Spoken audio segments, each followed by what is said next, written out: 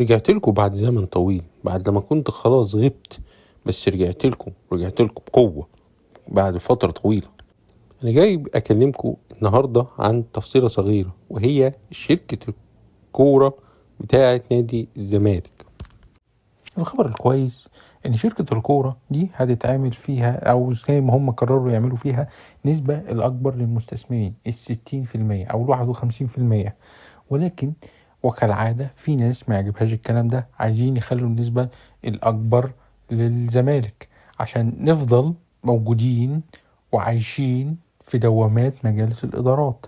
حل المجلس روح المجلس، ده يتصارع عادة، وطبعا المستثمرين مش هيحطوا فلوسهم. فأنا مش فاهم هي الناس دي عايزة إيه؟ هل إحنا مكتوب علينا عدم الاستقرار؟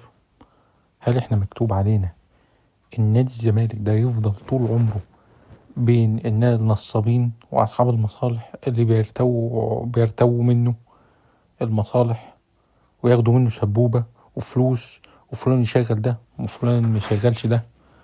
ما هو لو في شركة الكرة دي كملت، الزمالك هيبقى في وضع مالي تاني خالص.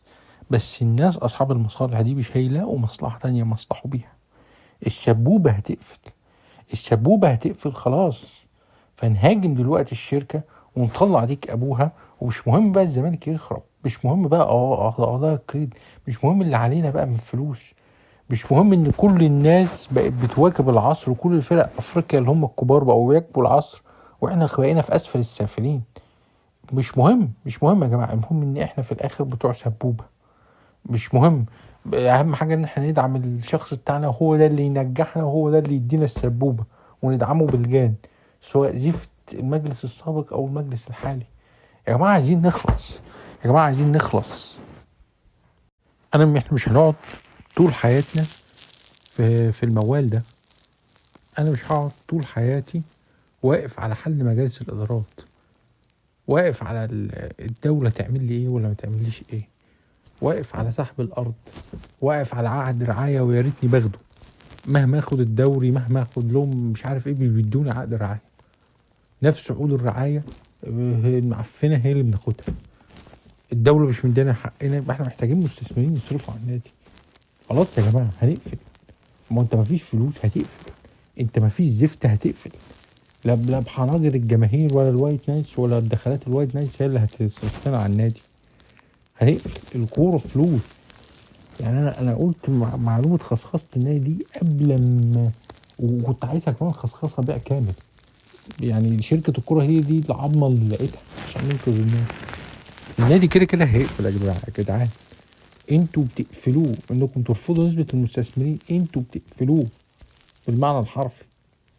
وبعدين احنا عارفين ان هو هيقفل بالطريقه دي. جرب يا سيدي المستثمرين، انا مش ضامن ان دي ينجح النادي، بس على الاقل ده لو ده الحل الوحيد اللي لقيناه يوفر استدامه ماليه. قفل النادي في الاخر، خلاص يا سيدي عملنا اللي علينا. احنا عارفين ان الحل ان احنا لو فضلنا كده مفيش مستثمر هيجي، يعني مفيش فلوس هتيجي يعني القضايا هتفضل زي ما هي. القضايا هتزيد لواحد 2 3، مسيرة النادي هتفضل تتعرقل، الحجز على النادي هيفضل شغال، كل حاجة هتفضل دايرة. والدايرة دي لو هتخلص في الاخر النادي ده يتشطب بالسلامة، مفيش نادي. انت عمال تقول لي لا ومش عارف ايه وتشرح لي وعايزين نعرف ايه الاستثمارات. يا حبيبي خلاص، الكلام ده لو احنا نادي بنعيش بشكل طبيعي اسمعك في ايه؟ انت دلوقتي عندك مثلا زي لعبة فيديو، خلاص انا نروح لعبة فيديو، تلعب فيديو جيم، في العاب مثلا العاب الرعب، بيجي لك الوحش من طريق اللي هو الطريق اللي انت ماشي فيه، فبتروح تحود على طريق تاني وتالت ورابع وخامس، وطرق معظمها مجهول. انت مش عارف الطرق دي هيحصل فيها ايه، وفي طرق هيطلع لك منها وحوش. بس الطرق دي عشان هي مجهولة انت بتروح لها عشان في الوقت الحالي انت عايز تهرب من الوحش.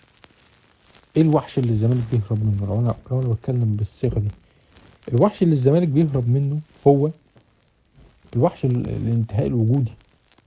يعني فجأة في وقت من الاوقات الفيفا ممكن تقول لك ايه، خلاص بص بقى حبيبي، انت ما بتدفعش مستحقات لعيبه، انت عندك قضيه، هنعمل لك بقى عقوبة تأديبية حلوة. ايه العقوبة التأديبية؟ خصم 6 نقاط.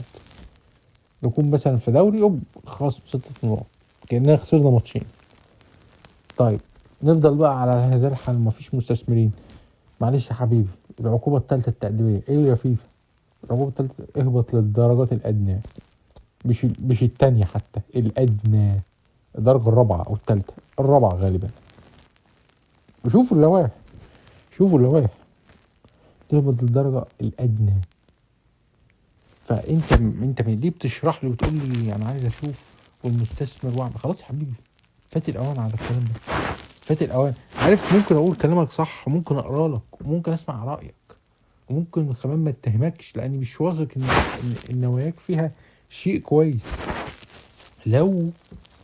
لو كان نادينا كويس مثلا، بيكسب مثلا الدوري كل سنه، بيروح دوري الابطال كل سنه، ميزانيته زي الفل، مفيش قاضي فيفا او قضيه بالكتير في السنوات دي كلها، اقول لك ماشي، تعالى، ده المستثمر اللي يحلم بس ياخد 10%، مش 50%.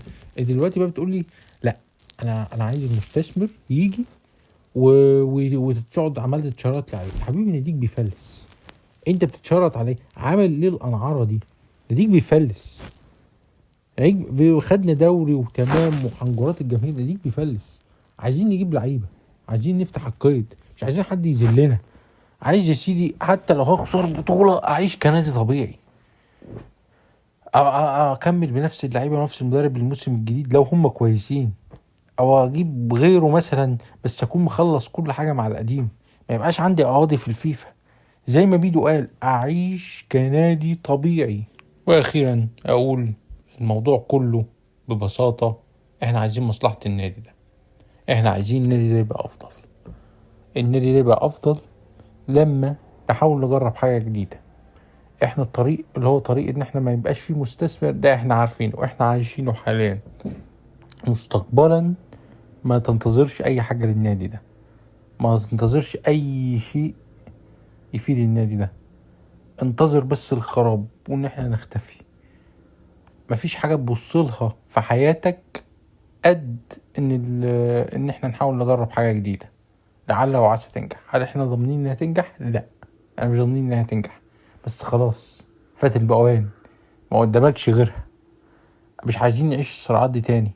مجرد ما هتوافق على قرار المستثمرين هم اللي ليهم النسبة الاكبر، خلاص دن، مفيش واحد هيترشح لمجلس ادارة الزمالك تاني، انتهينا. بس هو الشيء اللي بيستوقفني في الموضوع ان في ناس هتحاول تحارب القرار ده، وفي ناس اوريدي بتحاول تحارب القرار ده. في ناس اصلا من اللي هم مسمين بولاد النادي حاولوا بيضغطوا على الوزير عشان ما اعتمدش القرار ده.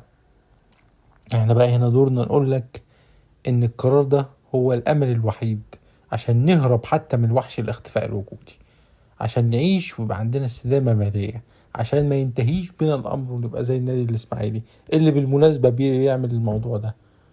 بس لو الانديه كلها راحت عملت الموضوع ده واحنا فشل عندنا الموضوع ده، يبقى خلاص ما تلوموش بقى غير نفسكم. الزمالك على وشك الاختفاء لو ما تمش الموضوع ده بس. ولسه هيبقى لينا كلام تاني، بس هنشوف اللي هيحصل ايه الايام الجايه.